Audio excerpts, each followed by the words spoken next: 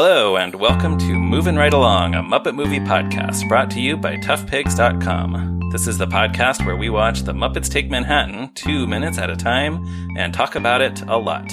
I'm your host, Ryan Roe. I'm your other host, Anthony Strand. And this week we have a first-time guest who we are very excited about. He is an author, a playwright, a performer, a podcast host. Guest, please tell us who you are. I am Noah Diamond. Yes, this is Noah Diamond. We wanted to have Noah on the podcast because in addition to being a Muppet fan, he is also an expert on Manhattan. Is that fair to say? Yeah, I was a New York City tour guide for many years, and one of my books is about the history of New York, and it is one of my great subjects indeed. Yes, there we go. Noah is also one of the leading experts on the Marx Brothers. A few years ago, he reconstructed the Marx Brothers' lost Broadway musical, I'll Say She Is, and brought it to the New York City stage in a great production. Anthony and I are both big Marx Brothers fans, and we've mentioned them several times on the podcast. So, they're just like there's a Muppet fan world, there's a whole Marx Brothers fan world out there too. So yeah, and I think the Venn diagram overlaps there. Yeah, I definitely can think of a few people I know who are Muppet fans and also big Marx fans. Yeah, well, I think we've mentioned this on the show before, so my apologies if we have listeners. That was the first thing Ryan and I ever talked about besides the Muppets. That is true. A night at the opera. So yeah, and that was when it was a new release in 1935. that's how long we've been. We go way back. So today we are here to talk about minutes 25 and 26, in which Kermit shouts from the top of the Empire State Building and Rizzo demands more help at work. So we pick up with Kermit on the observation deck of the Empire State Building. We established last week, I've been up here. Anthony has not been up here, although he's been to several other sightseeing places in New York. Noah, have you done the whole Empire State Building observation deck? Sure. Yeah, I did it when I was a child. As a tourist, I'd be taken into the city by my grandmother. Many such experiences. And those would have been back when the Pan Am building was still the Pan Am building. As in Kermit's view. Yes, absolutely. And then as an adult, sometimes in my career as a tour guide, I would take people up there. Oh, cool. One of the things about the movie that is charming and that makes it's sort of a celebration of New York and New York movie conventions, that anyone who lives in New York would go up to the Empire State Building to have a reflective night of the soul. Right. Well, that's the thing. The one time that I have been there was years before I moved to New York, and I have not been there in the 14 years that I have lived in New York. So yeah, we don't really hang out there. No. And also it's really not very crowded when Kermit is up here, which seems a little bit unrealistic. Yeah, it's a little bit of an affair to remember. If you're going to have a moody scene up there, you want it to be pretty desolate. Yeah. So Kermit walks right up to the edge of this observation deck and looks out, and we get this slightly shaky shot of Manhattan at night. I don't know about how it was in 1984, but today you definitely can't get this close to the edge. There's a fence that is there to, dissuade people from getting too far or even climbing over it. But I sometimes wonder when I watch this, do you think we're supposed to think for a second that Kermit might be thinking of jumping? I mean, this is a dark movie, but in spots, but I don't think it's that dark. Okay. I don't think this is a movie where the audience is meant to think Kermit is suicidal. Not even for a second. Do you think so? I mean, I don't know, and probably not, because it certainly never occurred to me in 35 years. Yeah, it never crossed my mind in dozens of viewings. Okay. But sure, I mean, I could see why it might cross a darker mind than mine. But what Kermit does do is he's just kind of looking out and thinking about the city and all the people out there. He's just kind of thinking out loud. He comments that his friends are all gone, but he's going to get them back. He's going to sell the show and they're going to be on Broadway. And then this is when he starts shouting his defiant speech to the city. He says, "You hear me, New York? I'm going to be on Broadway because I'm not giving up. I'm here and I'm staying." And as he says this, we get these shots of the city, and it's interesting. This had never occurred to me, but all we see is buildings and vehicles out there. There's nothing human about it, which kind of gives the impression that the city doesn't really care about Kermit at all. Like, yeah. Yeah, that's how it feels up there. I mean, you might see some human action down there during the day, but you are a hell of a long way above the ground, and you realize how small Manhattan is and how packed with people it is, even if you don't see them as individuals. But there's also something very real about the moment where you just start yelling at New York City itself. Like, he's almost angry at it. He could be Woody Allen or anybody in a New York movie having the long night of the soul, and how the view of Kermit from when you see the back of his head, you always realize I'm really just looking at abstract shapes at this point. And yet he's communicating as much emotional depth as any great actor. Yeah, that's true. Yeah, well, I think this is one of Jim Henson's most impressive performances. Like this moment specifically. I mean, we saw him do something a little bit like this in the Muppet movie when he's out in the desert by himself, and then Kermit talks to the other Kermit. But this one is just, I don't know, it's more subdued, which makes it feel more genuine. I think, Kermit feels more like a real person here than he maybe ever has. I think. For me, it somewhat rhymes with the moment in the first Muppet movie when he delivers his speech to Doc Hopper, the one that culminates in, go ahead and shoot me, go ahead and kill me. I've made all these friends, and our dream is about singing and dancing and making people happy. This moment is kind of like the breakdown of that dream. Like, this is what happens when, you have to face how difficult it is to make that dream come true.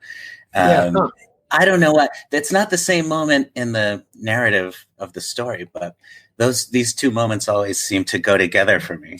Yeah, it is a similar sort of like he's trying really hard to express his defiance against the world that's trying to prevent him from achieving his dreams. The references to Friends might be what the connection is. That speech in the first film is so much about I had this dream and I've made a bunch of friends. And this is our dream. And now here, there's lots of people down there, but my friends are all gone. That's what it is. It's facing the dream with also the added challenge of having to reunite your friends. That's true. Yeah. It's not. Yeah. Whereas in the first one, he's collected all these friends. In this one, he had all these friends and now he lost them. They all went away. Yeah. Yeah. This is kind of an intense scene for Kermit. It is, well, and one specific moment that I adore, and this is obvious, but when he yells, "The frog is staying," right? Yeah, that's the next thing he says. You hear me, New York? The frog is staying. But it's like, the frog is staying, right? Like, Kermit's voice cracks just like in despair at that moment, which I'm sure was an intentional choice by Jim and or Frank. Sure. To have that happen. But it makes him seem so much smaller. Like, this is not, welcome again to the Muppet Show. This is not like, it's, we're going to start things off with a great opening number and it goes like this. That Kermit is gone, right? Yeah. Because his dream has been shattered and now he's just like a small, lonely little man screaming into the night, and he doesn't even have his MC's voice anymore. Right. Absolutely true. It's overlooked that Kermit does have his dark side. He always has his dark side. And although he is the happy center of the Muppet story and a very wholesome figure most of the time, occasionally there are glimpses of Kermit having a depressive or even a bit of a cruel streak once in a while. And here it does seem like this is, on one hand, part of that.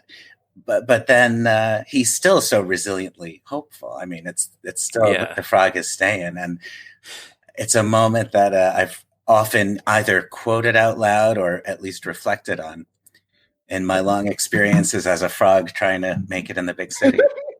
Right. Well, yeah. So we should mention when we wrote to you about possibly being on this podcast, this was the scene that you mentioned as the one that you would choose. So is that why you kind of identify with Kermit here? Yeah. I always identify with Kermit. He really is. Sure. He remains my hero after about, I guess, 40 years of identifying with that frog. So yes, he's always on my mind a little bit. It's always Kermit and Groucho. He's been, a struggling New York artist, a guy who moved to the city trying to put on shows.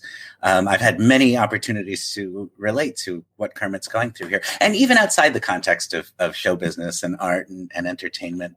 That resilient moment, the frog is staying. Yes, I've thought it often. Yeah. Yeah, that's cool. Did you happen to watch the 2015 ABC Muppets sitcom? Yeah, I did.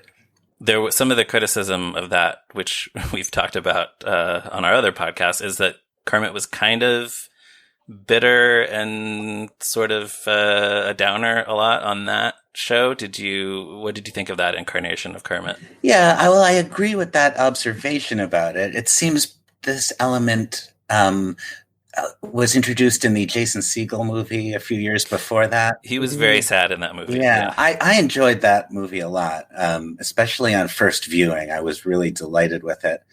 But I do think it did, yes, one of the ways in which Kermit seemed to be updated during that period was by making him a little more bitter, he has a little touch of like an older showbiz figure who's just been around the block so many times that he's become cynical.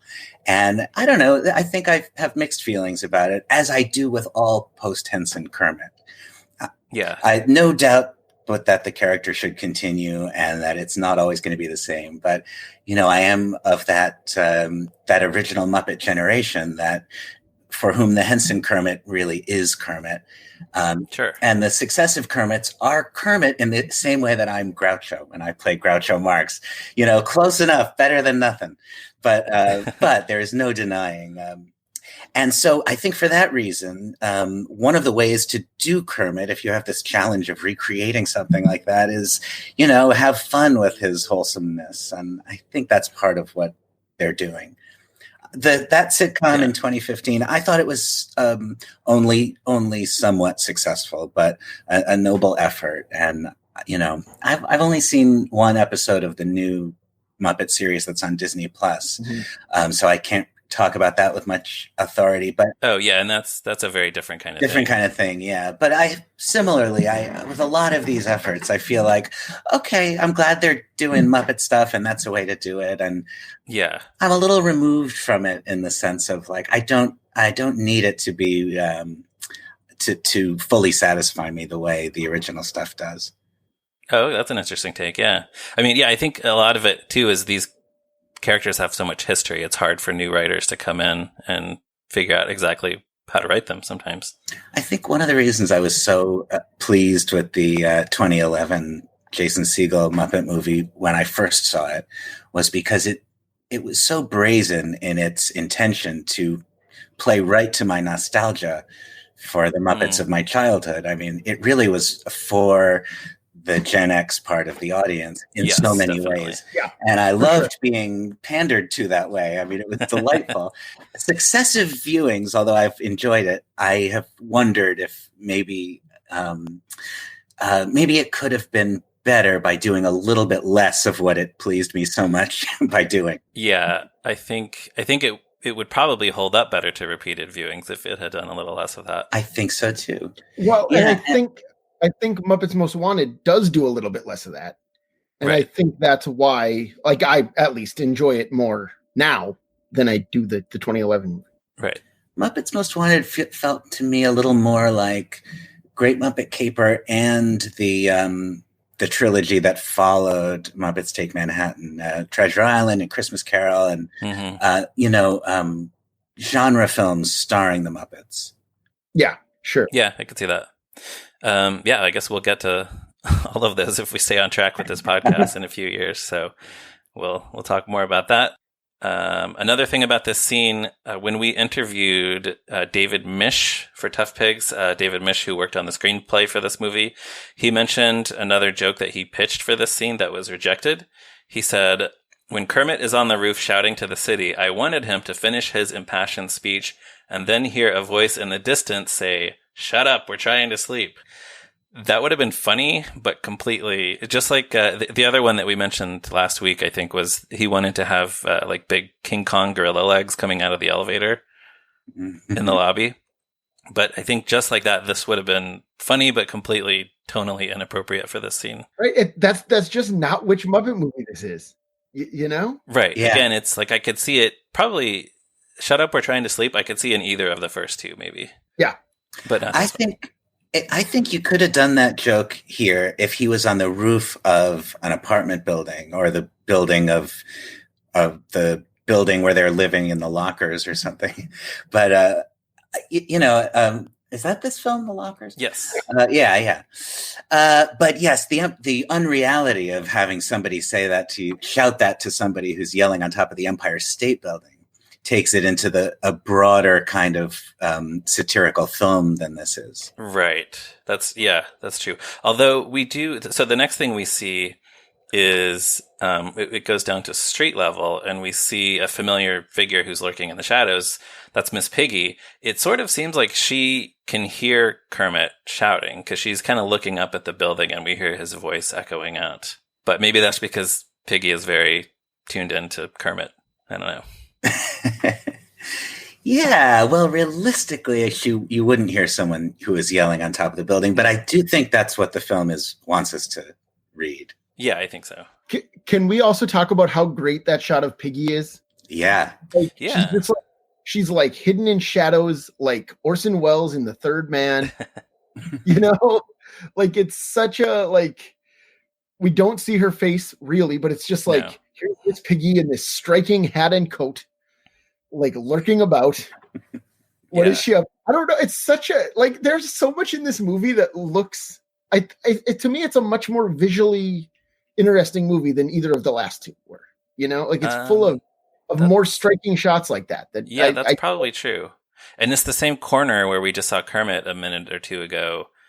Right. Coming around the corner where we saw his shadow before we saw him, which we both commented on how cool that looked. So, yeah, this is a good looking Muppet movie. I think this is the last thing I have about the Empire State Building sequence, but I mentioned in a previous episode that I grew up with the read-along book and record from this movie. And there are several lines that are different on that I always expect to hear when I watch this. So on the record, Kermit says, "I'm going to make it New York." He doesn't say the frog is staying. So when I watch this, I always am sort of waiting for him to say, "I'm going to make it New York," but he never says it.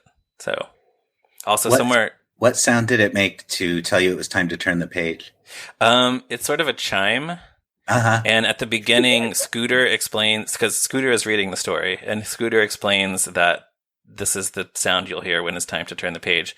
And then the next time it happens, Piggy says, "That's the turn the page bell." And Scooter says, "They already know."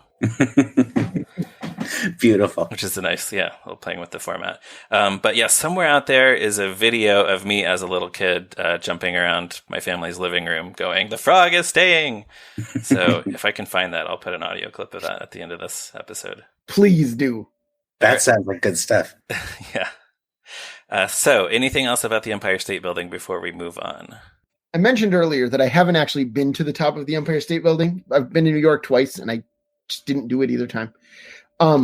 But I would imagine that yelling, "You hear that, New York? The frog is staying," is kind of like the Muppet fan version of, I don't know, going into the New York Public Library dressed as a Ghostbuster or something, right? Like Muppet fans must just do it all the time. I bet they do. I have not witnessed that, or heard about anyone specifically doing that, but I'm sure they do. Yeah. I have, as a tour guide, included "The Frog is Staying" along with King Kong, Fair to Remember, and other Empire State Building movie moments in talking about it. And it's one of the cultural signals you can use to remind people of how large the building looms in the zeitgeist. Yeah.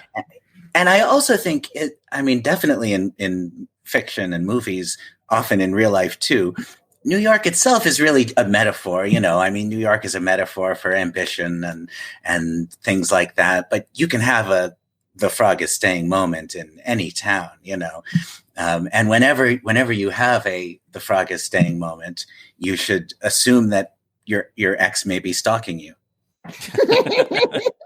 Yeah. Yeah. Well, actually, that's the thing about this. Piggy just left town. It has not been... I don't know exactly how much time is supposed to have elapsed between all the Muppets leaving town and Kermit having this sad little moment, but It sure seems like it's the same day. It might be the same day. So she just got on that train out of town and then turned around and got the next train back into the city. Yeah, well, I mean, because we see all the Muppets leaving, and then all the Muppet heads are around Fozzie, and then it fades to Kermit like at night. Yeah. I don't think there's any reason to assume that more time has passed. Right. So it's like he just said goodbye to everyone, and now he's alone. So he goes to the Empire State Building. Yeah. Yeah. But I think Piggy just got off the train as soon as she was out of Kermit's line of sight. I don't think she went anywhere. Do you think she jumped out of the moving train while it was on its way? I think she did a barrel roll out of the moving train. Yes. Yeah. Wow. She thought, I'm going to turn right around and spy on Kermit and Jenny. Yeah. Yep. Yeah. She doesn't want Kermit to give Jenny the huggies. No. Yeah. Well, she forgot. Friends do not spy. She did. A lesson she will have to learn soon enough. From a great comedian. Yes. So the next day, Kermit he comes into Pete's. He seems very energized now suddenly. Oh man, I love Kermit just like bouncing through the room. Like, yeah, he is moving with such like force that it's hard for me to imagine how there's room for Jim Henson on the floor.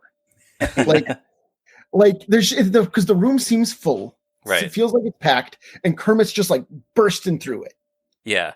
I assume this is one of the sets that was built up, so he's like Jim Henson is actually under the set holding his arm up. But I'm sure that's right. Yeah. Yeah, just like running through this restaurant set. Right. Or he could be like laying down on, a cart or something too. I don't know. It could be. I'm not sure. I'm not sure how they actually did this particular set. Also, so New York, A Long Night of the Soul has to end in a diner. Oh yeah. Yeah. Yeah. Right. True. So he's it feels already like the diner is sort of Kermit's base of operations in the movie. Maybe that's just because I've seen it so many times, but this is actually only the second time he's been there. It was the time with all his friends, and now he's back for a second time. Right. He's there to ask Pete if there is any work in the diner that he could help with. As this is happening, there's this silly pun that happens, which is worthy of the Muppets. When Rizzo asks Pete what is on the plate he just served up, Pete says, "Is grits. How many grits?" And Rizzo says, "How should I know how many? Count them yourself." So I had no idea what how many grits actually were. Neither did I. So I just thought Pete was actually just asking him how many. Oh. Rizzo, I thought the joke was that he wanted Rizzo to count these things. Like, you know what I mean? Yeah. That's interesting. Yeah. I mean, I'm from North Dakota. It's not a big grits. No, I wouldn't think so. Area, a lot of wordplay jokes are lost on little kids, I think. Yeah.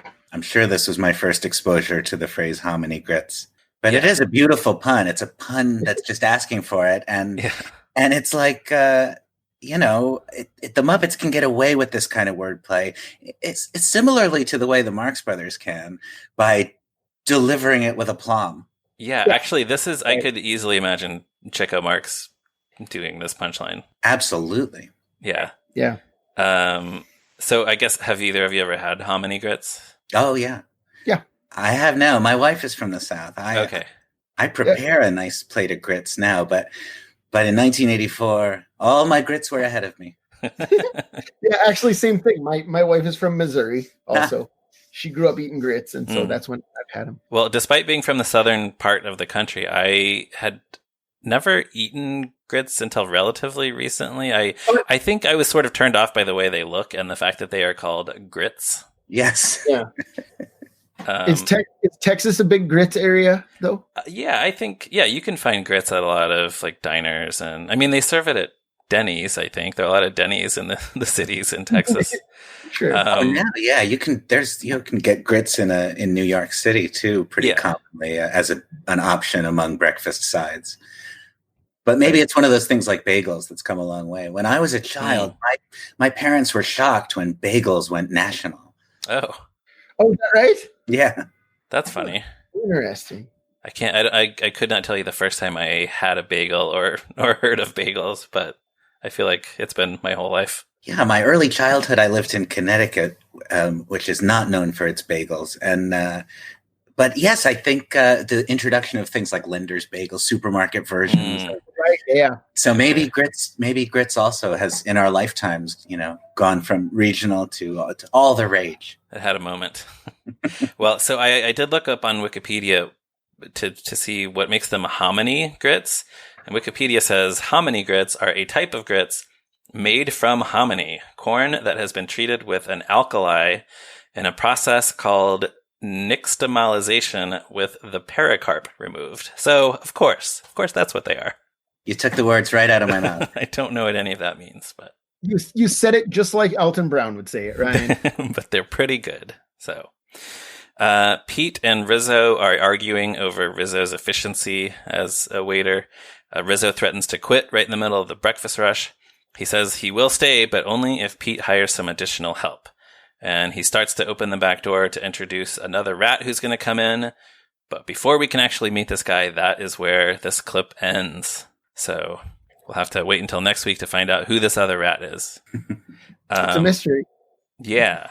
Any other thoughts on the diner scene or the rest of this before we move on? Noah, I'll start with you. When I first heard what the 2 minutes was going to be, and we talked about the frog is staying, I had that in my head. Oh, we're going to talk about the Empire State Building scene. And then when I watched your clip, when you first sent it to me, I was so pleasantly, I didn't even realize it meant, we'll also talk about the diner. Yeah. Yes, it's lovely, isn't it? Yeah, as I said before, there is something about feeling just at home at your diner as you do in your apartment when you're one of these trying to put on a show in the big city types. Yeah. And yes, the way he bursts in is beautiful. And also the character of Pete, I guess you guys talked about him when he first appeared. Yeah. But he's so beautifully done. And Louis Zorek is just so perfect. He's very much the kind of guy, not only the kind of guy who would be running a diner like that, but the kind of guy you'd want to talk to when you're having a long night of the soul. Yeah, I think so. Yeah, he's great. So did you have or do you have a neighborhood diner that you've gone to when you're working on the shows that you've done? Sure. Yeah, there's always a diner. Yeah. Yeah, I mean, like many New Yorkers, I have had so many apartments, although it's been pretty stable the last decade.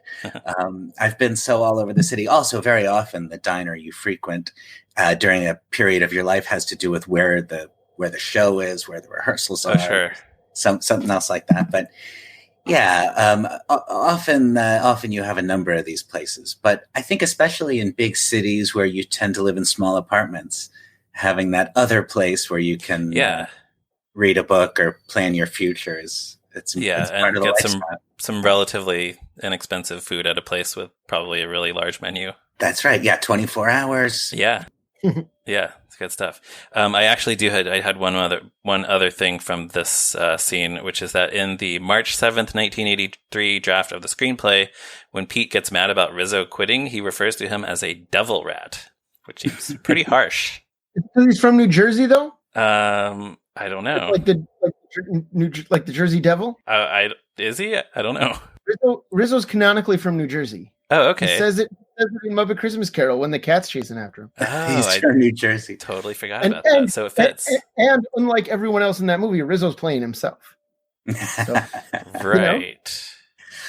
I guess that's true. Of it, it's sort of interesting that what happens here is essentially a labor revolt by rats, because rats are symbols of union antagonism. Unions, those giant inflatable rats outside companies that aren't using union labor. Yeah. The rat is a symbol of corporations exploiting workers. I wonder if that could possibly have been on anybody's mind.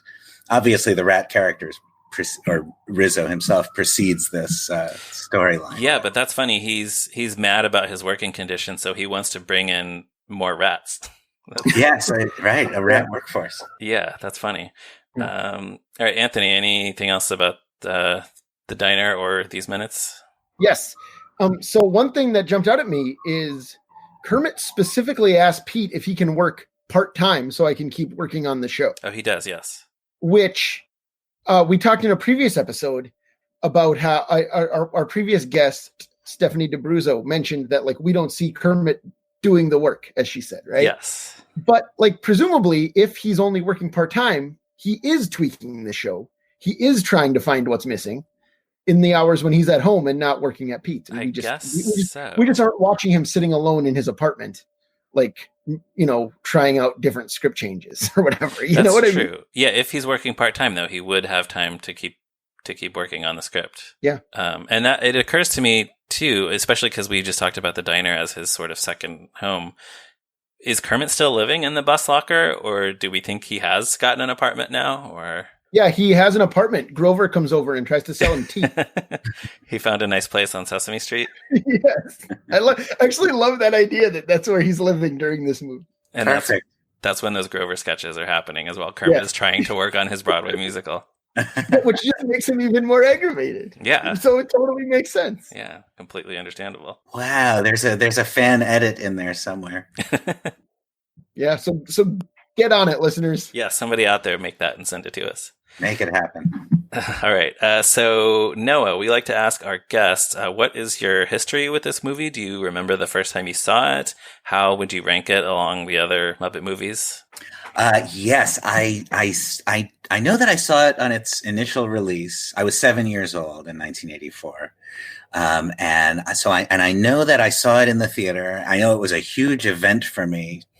The Muppets in general, I was completely in love with the Muppets from earlier than that. In fact, the original Muppet movie was the first movie I ever saw. Oh. I saw it at a drive-in theater in Mansfield, Connecticut. It came out in 1979, and that's probably the year I saw it. Maybe it was 1980, but that would have made me 2 or 3. Mm-hmm. And I had been given by a family friend some puppets, Muppet puppets. I had a Kermit and a Piggy, and I later acquired a couple more. And I knew them from television, but mostly Sesame Street at that point. And then the Muppet Show entered my life in those years. And I, as a child, you know, especially in that pre-home video era of my early childhood, just the presence of moving characters on a screen was sort of mysterious and overwhelming. And so seeing the Muppet movie at a drive-in and recognizing the characters on the screen as the puppets that I owned and had with me. Oh, yeah. You know, it just like drew a big circle around the idea that the stuff up there, the stuff that you look to as entertainment and that seems genuinely magical is also like you have that stuff, you know, and theoretically you could also be doing that. I really think it was formative for me. And The Great Muppet Caper, I think, for one reason or another, I didn't catch up with until later, like on video. So this was probably the second Muppet movie I saw. And yeah, I loved it. I mean, of course, it was instantly my favorite thing in the world. And, but I did not realize at 7 how much of my future was indicated by this movie. I mean, this was the origin of the whole idea that I might be a writer or a performer or, you know, live in New York and put on shows. And there's so many things, not only moments that I relate to in the story of the movie, but even things, little New York moments that I think of now, or the presence of Lonnie Price in the movie, who, you know, later became this musical theater person to me, who I know in so many other contexts. Yeah, he was the original Charlie in Merrily We Roll Along, and just a couple of years ago produced a beautiful documentary about that experience. Called The Best Worst Thing That Ever Could Have Happened. Yeah, that documentary is really good. Yeah, he's really somebody. But so it was my introduction to him. And anyway, I think among all the Muppet movies, to answer your question, it ranks second.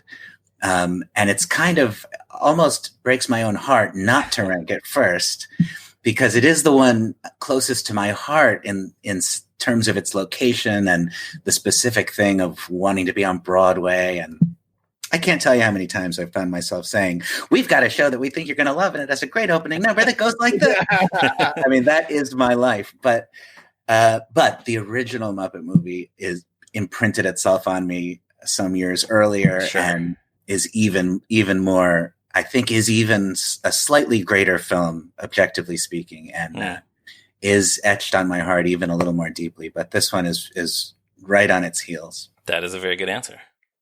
I think a lot of it for a lot of people depends on when they saw the movies, especially with these first three that Jim Henson worked on. Yeah, I guess that's true. My feelings about The Great Muppet Caper would confirm that. As I say, I'm not sure why. It was kind of missing from my earliest childhood. I guess I didn't see it when it came out.